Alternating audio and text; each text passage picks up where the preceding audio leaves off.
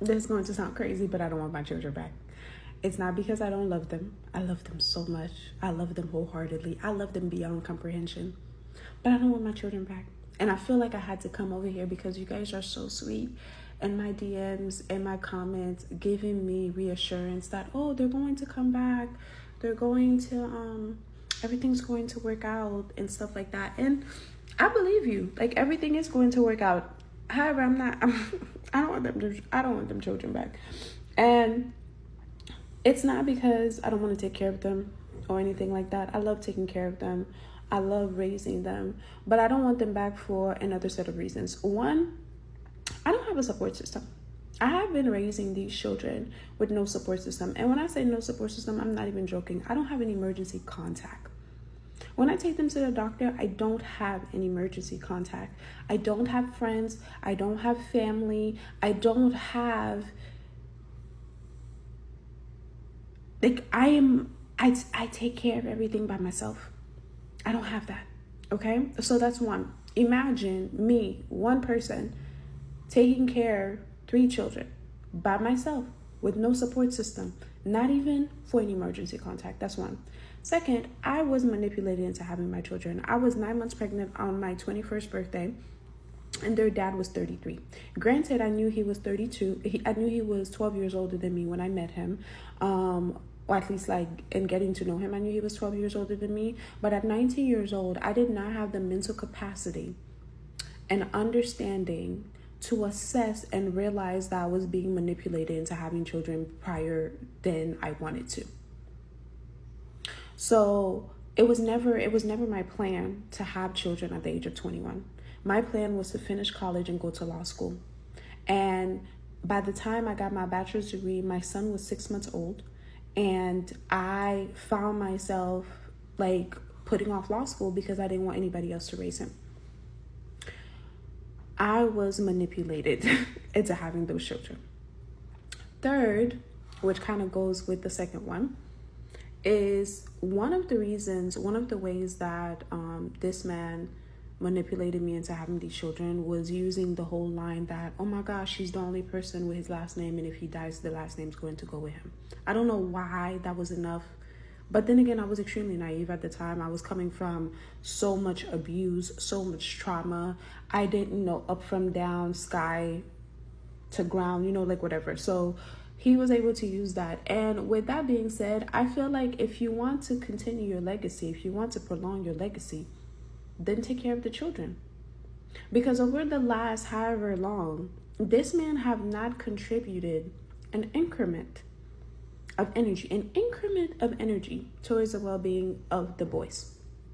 Like, no financial support, no physical support, no nothing. But he wanted those children to be able to prolong his legacy. Why would I continue the legacy of a deadbeat? The only,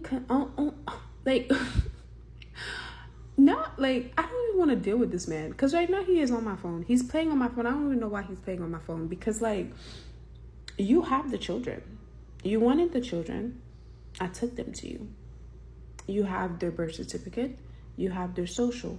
You have them physically. There is no reason why you should be playing on my phone, but you're playing on my phone. Because at the end of the day, it was never about you having the children. It was about you having access to me. It was about you being able to get in contact with me. And I don't have time for that. Because this man is abusive. He's not physically abusive because I beat his ass. I fight back.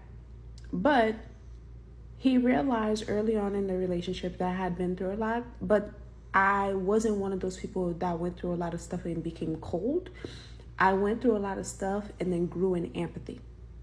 So because of that, my ability to empathize have been used as a weapon against me since the time that I met this man. Because one of the ways that he used it in the beginning was to use his mother's death as a way to connect.